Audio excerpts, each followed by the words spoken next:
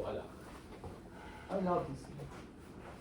Okay, so let's go for the next video by one of the faculty members. Yeah, if I may. Oh, come on. Connections? It's not so bad. No, it is.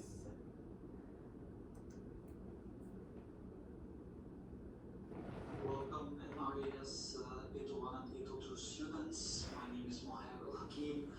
I'm a new faculty member in the Civil Engineering Department. Just wanted to welcome you all. So I'm just giving you a little brief about myself over here. I work on pavements and asphalt material. I did a PhD in University of Waterloo.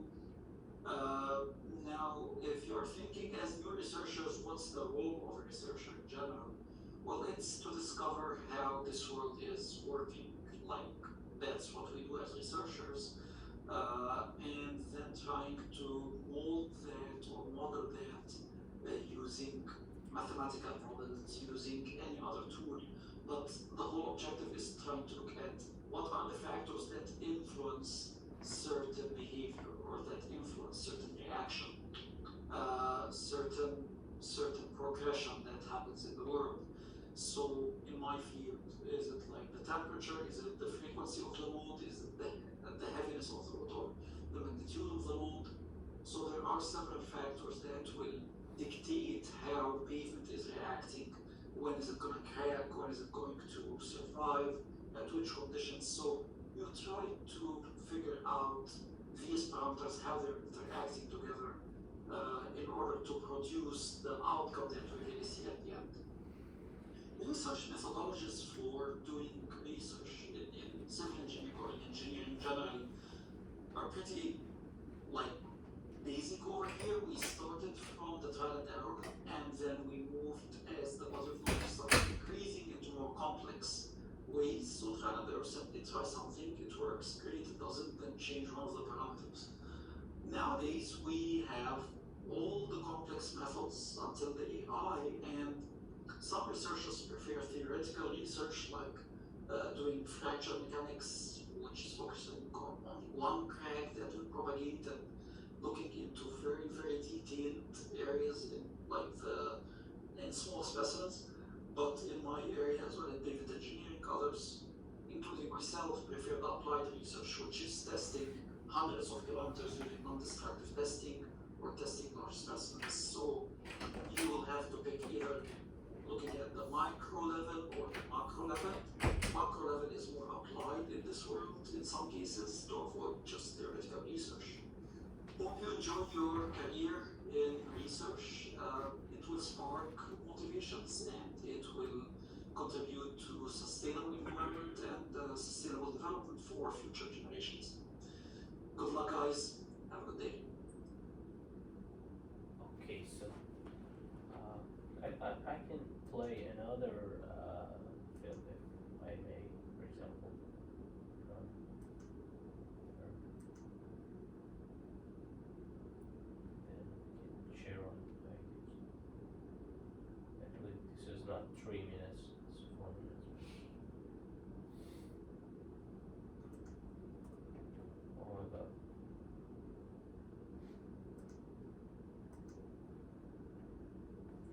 Hi, my name is Jennifer Wigglesworth.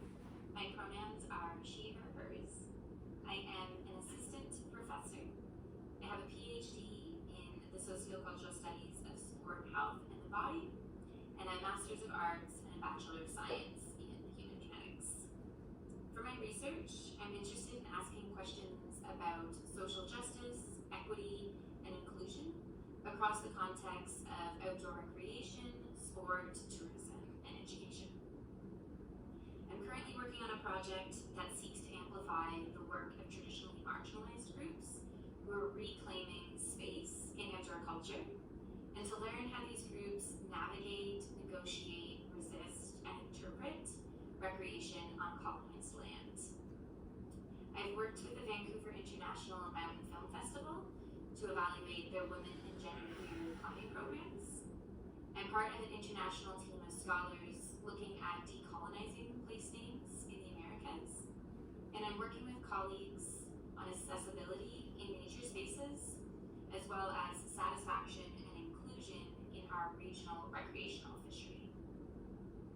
As for my ontological assumptions, I believe that there are multiple subjective realities influenced by power relations in society. As a feminist, I privilege a materialist realist ontology, so that the real world makes a material difference in terms of gender, race, class. And as a post-structuralist, I contend that there is no one knowable reality. Instead, there are multiple competing truths in our world. As for my epistemological assumptions, knowledge is subjective, but it's also created and negotiated between individuals and within groups. So my methodology is feminist ethnography. It's often referred to, ethnography is the writing of culture. It entails doing fieldwork and translating the findings of that fieldwork into writing.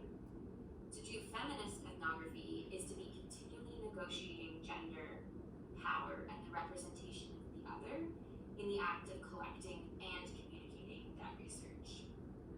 A feminist approach to research is attuned to political care as well as ethics. So feminist research seeks to move away from the detached, formal, and neutral rhetoric of positivist writing, and rejects the subject-other separation that's advocated in other social sciences. So it recognizes the researcher as a person. In terms of my methods, I conduct semi-structured and focus group interviews to talk to people to learn about the meaning that they make of their outdoor experiences. I've used participant observations and my own experiences to add depth and complexity to projects. For example, my stories of misogyny in climbing and of embodied femininities and masculinities both concur and conflict with the stories of interview participants. My favorite part about academic life would be my colleagues, then the flexibility and autonomy that I have to develop projects that I feel make a difference in our world, and to promote critical consciousness raising in my classes. But it's a lot of work, and it can pull me from family commitments and my own leisure life. I try to set boundaries, but writing always takes longer than I anticipate, so sometimes that could mean canceling or having to cancel an excursion. And a piece of advice that I received at the beginning of my PhD journey was that graduate school is all about becoming comfortable with not knowing. Thanks. Right. Becoming comfortable? With Not knowing. not knowing. How is it possible? Actually, it means most of the cases in actually we suffer it in Iranian culture. When you don't know something, Yes. you don't say I don't know. You don't say I should ask or even do some research to figure out. The first step for doing the research, for going to get knowledge about something, is accepting this reality that I don't know about that. Yes. And after that you will go for it. And it was really great thing, yeah, at the end. But the most interesting thing about if we compare these two videos from these two knowledgeable professional research people here within two different aspects, one in engineering, one in other social related, more social related major, was the sentences and the verbs measure, model. The other side was not measure, it was actually understand, figure out, and so on. Yeah. The quantitative, the qualitative, if I'm not mistaken. That was great comparison. Actually, do you guys have any idea two professors from two different departments, I guess. Yes. Yeah. The first one was from which department? Engineering. Engineering And department. the second was He was my supervisor. Oh, Yeah. really? Oh. He's a really nice guy. Yes. Yeah. How about she? Um, Dr. Jennifer? she She's is from from yeah. What? Human kinetics. Oh, you might find. Yeah. So good choice. Yeah, Yes. actually the comparison shows the different aspects of Aspect, yeah. different kind of research. Okay, if you have anything to add, please. Guys, have you ever heard about AHP and AMP? Um, That's two methods. yeah, You know that? I've heard about AHP once. Once I tried to use it. Analytical hierarchy Yeah. network. Sorry. I mean analytical hierarchy process. Yeah. And analytical network process. That's kind of method that's, for example, for imagine engineering the log number, okay? Yeah. So, for example, in this method, you can switch the, for example, in society case, we are looking for the satisfaction of the people that's, for example, for that bridge, okay? Yes. Okay. Yeah, they gather the information from the people, from the experts, and then they compile that to some kind of the number Yes.